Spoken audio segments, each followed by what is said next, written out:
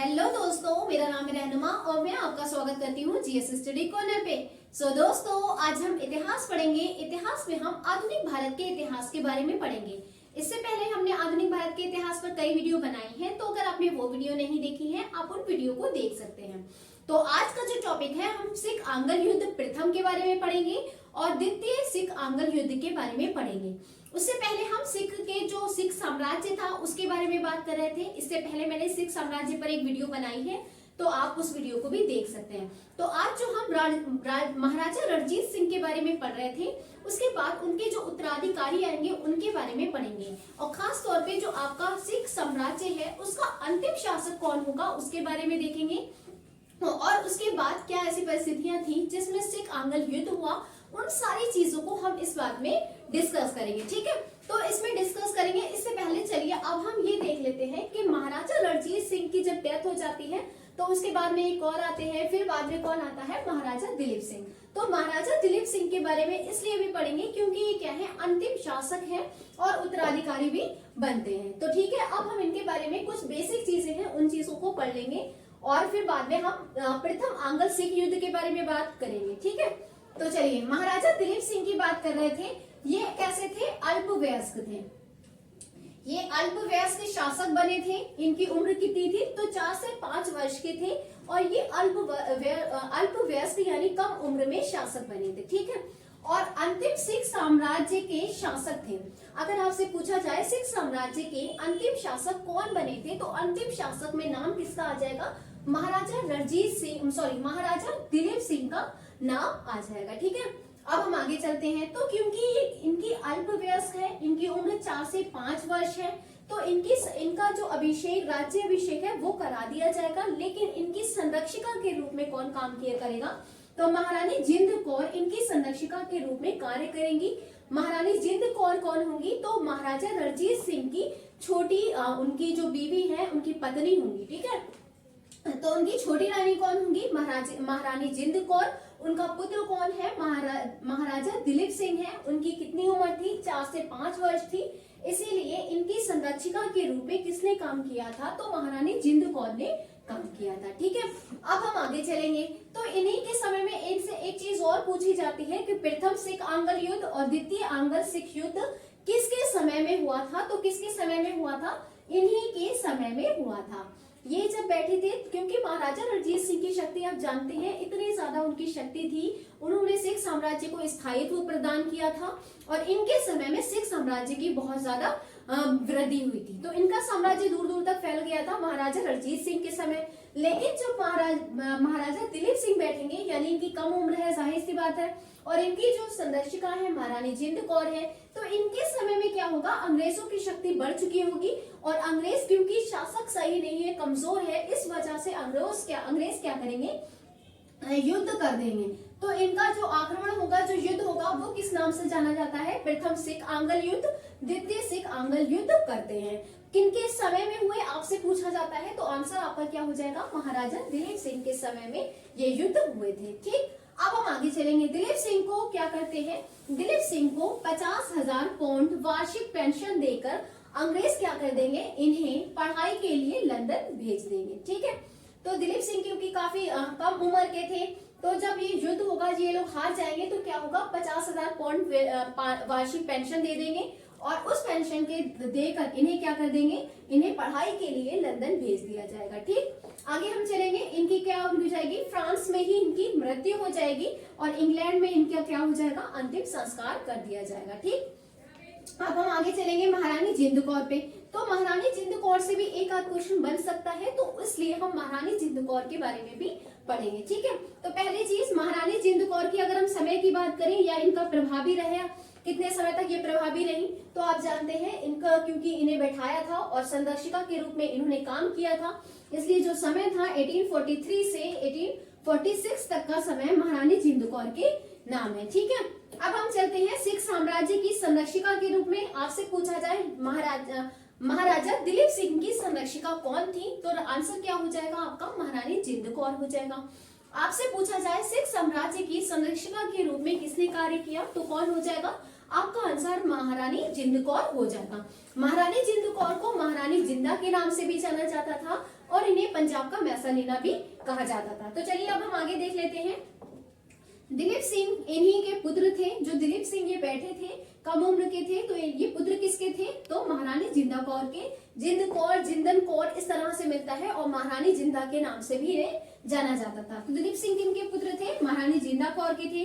रणजीत सिंह के सबसे छोटी महारानी थी महारानी जिंद कौर। अगर पूछा जाए महारानी जिंद कौर कौन थी, तो महाराजा रणजीत सिंह की उनकी छोटी रानी कौन थी? तो महारानी जिंद कौर थी। ठीक, आगे हम चलेंगे। इन्हें और किस नाम से जाना जाता है? तो पंजाब की मैसालीना इन्हें कहा जाता था। ठीक है, पंजाब की मैसालीना भी इन्हें कहा जाता था। तो पहले जो अंग्रेज थे वो इनसे क्या करा करते थे? डरा करते थे। ठीक है, आगे हम चलेंगे।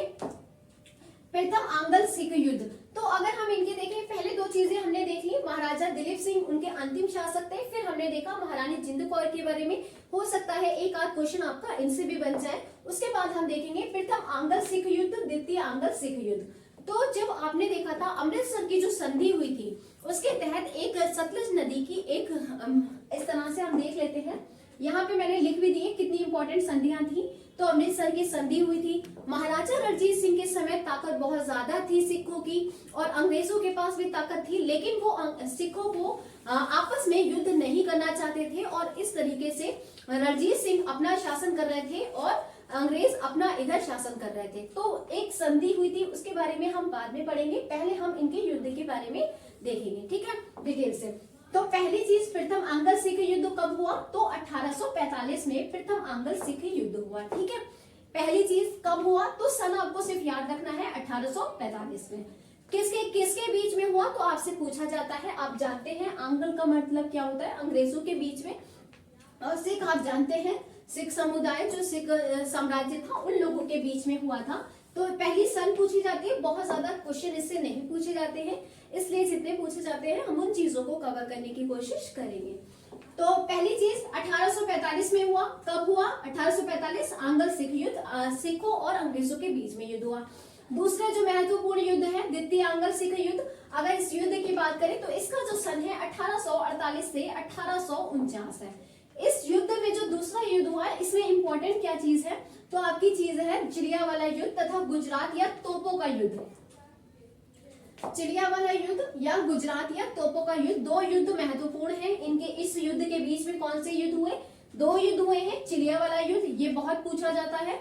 और दूसरा चीज है, दूसरा युद्ध कौन सा हुआ? गुजरात या तोपों के युद्ध के नाम से जाना जाता है, ये युद्ध हुआ था। तो आपसे डायरेक्ट पूछा जाता है जलियांवाला युद्ध किनके बीच हुआ है? तो सबसे पहला आपका आंसर क्या हो जाएगा? तो आंसर हो जाएगा अंग्रेजों और सिखों के बीच में जलियांवाला युद्ध हुआ था। ठीक, अगला हम चलते हैं। चलिए अमृतसर की संधि के बारे में। तो अब और क्या पूछा जाता है? महत्वपूर्ण संधियां हुई। क्योंकि हम एक चीज जानते हैं, देखिए अंग्रेज हो या मराठा हो या फिर जो मैसूर के जो युद्ध हुए थे टीपू सुल्तान, इन सारे जब युद्ध होते हैं तो क्या होती है? संधियां भी होती हैं। क्योंकि युद्ध होते हैं और उसमें अगर जीत या हार बनती है तो ये लोग क्या करते हैं? आपस में समझौते कर लेते हैं या संधि कर लेते हैं, या हार जाते हैं तब भी संधि होती है। तो इसमें क्या हुआ? इसमें भी महत्वपूर्ण संधियां पूछी जाती है।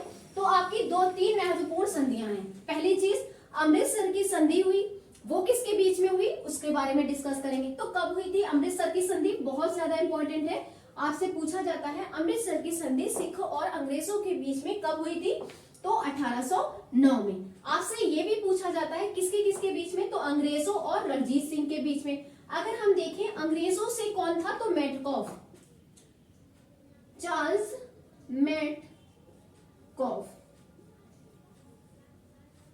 चार्ल्स मेटकॉफ था अंग्रेजों की तरफ से, और राजा कौन से थे? रणजीत सिंह थे। इनके बीच में एक संधि हुई थी। इसके तहत क्या हुआ था?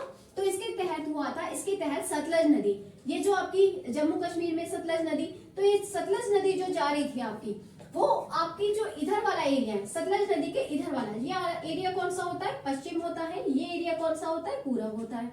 तो अंग्रेज जो थे वो यहाँ पर अपना अधिकार करते हुए चले आ रहे थे। उन्होंने क्या किया था? उन्होंने मराठाओं पर विजय प्राप्त कर ली, कर्नाटक युद्ध में फ्रांसीसियों पे अपनी विजय प्राप्त कर ली, और फिर जो मैसूर होता है उसमें उन्होंने टीपू सुल्तान मैसूर पर अपनी अधिकार जमा लिया था। तो अब उनकी नजर किस पे थी? क्योंकि सिख साम्राज्य एक उभर कर आ रहा था और एक बड़ा साम्राज्य बन चुका था। अब अंग्रेजों की नजर सिखों पर थी, लेकिन वो उस समय युद्ध नहीं करना चाहते थे। उन्होंने क्या किया था, इन लोगों के बीच में आपस में एक संधि हो गई। आगे आगे संघर्ष हो, इन दोनों के बीच तकरार हो, युद्ध हो, उससे पहले इन्होंने क्या करी, एक संधि करी जिसका नाम क्या था, अमृतसर की संधि। कब हुई थी, तो 1809 में। किसके किसके बीच, मेडकॉफ और रणजीत सिंह के बीच में। तो संधि के तहत यानी जो समझौता हुआ था उसके तहत क्या हुआ था, तो उसके तहत ये हुआ था, जो पश्चिम भाग है भाई, इधर का जो भाग है, जो पंजाब वाला एरिया है जो आपका, क्योंकि पाकिस्तान पहले अलग नहीं था भारत से, तो वो पंजाब वाला जो पूरा एरिया है वो सब इसी के अंडर में था, सिखों के अंडर में था। तो इस संधि के तहत क्या होता है, सतलज जो नदी होती है, ये इधर वाला पश्चिम वाला भाग क्या होता है, सिखों के अंडर में रहेगा। यानी सिख जो है वो ये इस नदी जो सतलज नदी की है, पश्चिम यानी पश्चिम वाले भाग से इधर की ओर नहीं जाएंगे। और अंग्रेजों का जो एरिया है वो इस सतलज नदी के तहत तक ही है, यानी इस वाली जो नदी है इसके बाहर इधर की ओर नहीं जाएंगे।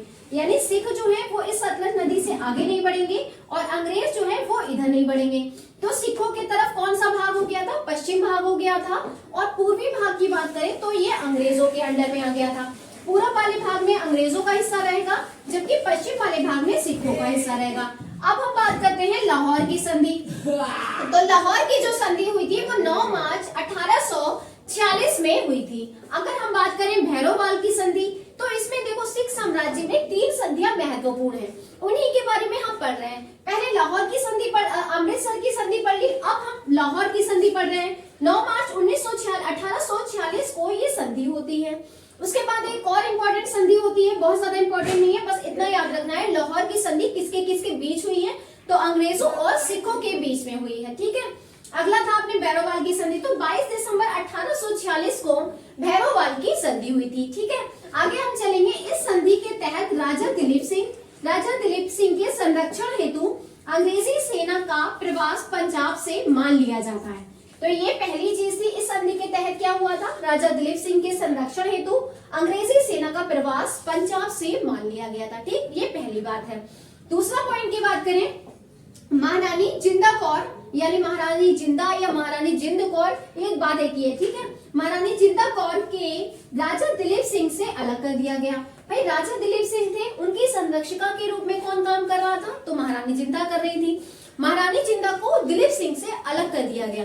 दिलीप सिंह को क्या कर दिया गया, दिलीप सिंह से अलग कर दिया गया और 48,000 वार्षिक पेंशन, कितने हजार, 48,000 वार्षिक पेंशन देकर किसको, शेखपुर भेज दिया गया। किसको भेज दिया गया, तो महारानी जिंदा कौर को। महारानी जिंदा को राजा दिलीप सिंह से अलग करके 48,000 वार्षिक पेंशन देकर शेखपुर भेज दिया गया। बाद में वो ये पेंशन जो उन्होंने निर्धारित की है वो भी अंग्रेज बंद कर देंगे। ठीक है, चलिए आगे हम देखेंगे लॉर्ड डलहौजी ने क्या किया था। क्योंकि लॉर्ड डलहौजी किस लिए जाना जाता था, तो वो अपने हड़पने के लिए, इस नीति के लिए वो जाना जाता था। अब वो ये सोच चुका था कि हमें क्या करना है, पंजाब वाला जो एरिया है, जो सिखों का साम्राज्य है, उसको अपने में विलय करना है, ब्रिटिश ईस्ट इंडिया कंपनी में विलय करना है, इसको हड़प लेना है। इसलिए लॉर्ड डलहौजी क्या करेगा, उसने क्या किया, 29 मार्च 1849 को ये घोषणा कर दी कि संपूर्ण पंजाब को किसमें मिला लिया जाए, उसका विलय कर लिया गया। किसमें विलय कर लिया गया है, तो ब्रिटिश ईस्ट इंडिया कंपनी के राज्य में विलय कर लिया गया है। ठीक है, आगे हम देखेंगे महाराजा दिलीप सिंह को क्या करते हैं, क्योंकि महाराजा दिलीप सिंह की उम्र क्या होती है, कम होती है, अल्पवयस्क होते हैं, इसलिए उनकी भी पेंशन किसने निर्धारित कर देते हैं, 50,000 पाउंड वार्षिक पेंशन इनकी निर्धारित करके इन्हें शिक्षा के लिए इंग्लैंड भेज दिया जाता है, पढ़ाई के लिए इन्हें इंग्लैंड भेज दिया जाता है। ठीक है, अगले पॉइंट पे हम बात करें सिख राज्य का, और जो सिख राज्य का जो कोहिनूर हीरा था, जो कोहिनूर आपने देखा था पहले शाहजहां के पास था, मयूर सिंहासन में लगा था, फिर वो चला गया था, फिर उस जो कोहिनूर घूम फिर के किसके पास पहुंच गया था, महाराजा रणजीत सिंह के पास पहुंच गया था। क्योंकि अफगानी शासक जो था उसने इन्हें दे दिया था, किसको दिया था, तो अफगानी शासक ने महाराजा रणजीत सिंह को कोहिनूर का हीरा वापस दे दिया था। और उसके पास जब ये हीरा आया था तो किसके पास हो गया था, सिख साम्राज्य के पास ही कोहिनूर हीरा रहेगा। फिर ये कोहिनूर हीरा चल देगा, कोहिनूर जब सिख राज्य का कोहिनूर हीरा है उसको जो है महारानी विक्टोरिया को लेके अंग्रेज इनसे लेकर किसको दे देंगे, महारानी विक्टोरिया को भेज दिया जाएगा। तो आप इतनी बात आप समझ गए होंगे। होपफुली आपको ये सारी चीजें समझ आई होंगी।